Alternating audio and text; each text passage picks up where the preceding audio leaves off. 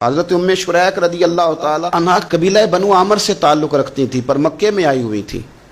घर घर जाके रसूलुल्लाह का दीन बताती।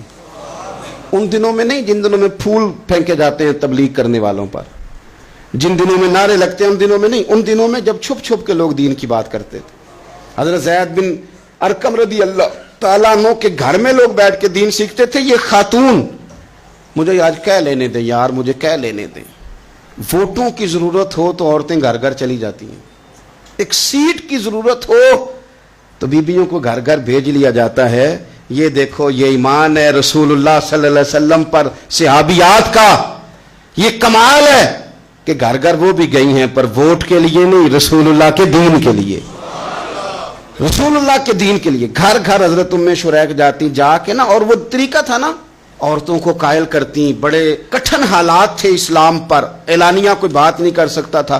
हजरत उम्मे शुरैक कहती है, मैं औरतों को बुलाती, कहती मेरी बात सुनो। जब वो करीब आती तो मैंने नबी पाक का दीन बताती, साइड पे करके कोने में।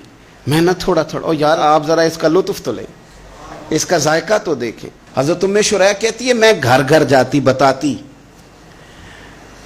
तो काफिरों को पता चल गया कि ये तबलीग करती है। उन्होंने मुझे बुलाया, कहने लगे तेरे बरादरी और कबीले का मसला ना होता तो हम तुझे कत्ल कर देते, अब हम तुझे वापस भेजते हैं। चंद मर्दों को मेरे साथ किया, मुझे घोड़े और ऊंट की नंगी पुश्त पर बांध लिया। नंगी पुश्त पर लंबा सफर करना मुश्किल होता है, पसीना आए, बड़ी तकलीफ होती है घोड़े पर बैठ। अब वो कोई कजावा नहीं, कोई चीज नहीं, इसी तरह बांध के ले गए। और फरमाती हैं कि 3 दिन और 3 रातों का वो सफर था। रस्ते में वो खुद छांव में बैठते और मुझे बांध के धूप में डाल देते। 3 दिन मैंने जमीन पर चलने वाली किसी चीज की आवाज नहीं सुनी, लेकिन वो जब जब नबी पाक के दीन की बात पूछते तो मेरा कलेजा खुशी के साथ ठंडा हो जाता, आंखें खुल जाती और मैं कहती क्या बात है मेरे नबी पाक के दीन की।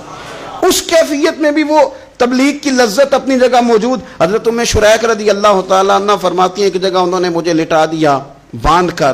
प्यास बड़ी शदीद थी, पानी पीने को देते नहीं थे, रोटी खाने, एक औरत की बात कर रहा हूं, ये खातून की बात कर रहा हूं। आजकल तो हमारे बच्चे शाम को सालन ठीक ना पका हो तो मोबाइल तोड़ देते हैं। ये कौम नहीं मैदानों में जा सकती, जिहाद नहीं कर सकती। खातून कहती है कि शदीद प्यास थी और मुझे बांध के लिटाया हुआ था। मुझे जब तकलीफ बढ़ गई तो अचानक मैंने देखा पानी का एक डोल बरामद हुआ है।